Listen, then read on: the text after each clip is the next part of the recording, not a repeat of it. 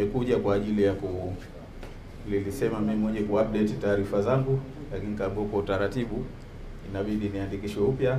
Nashukuru zoezi limekwenda vizuri. Mimi kwanza ni mpiga kura toka mwaka 90. Na sijawahi kukosa kupiga kura. Lakini mwaka 2020 bahati mbaya nilikuwa na kazi za watu nje ya nchi. Na kwa hivyo wakati ule wa kuupdate daftari sikuwepo. Na nilidhani tu kwamba kinachohitajika ni pengine kuja na kitu, lakini kitambulisho nilikuwa nacho. Lakini nilidhani kwamba pengine ni kuja kuupdate taarifa zangu kwenye kitambulisho. Maana hata picha ilikuwa ya zamani kidogo. Kiniona toka niko Uthmani mpaka leo hivi nilivyo.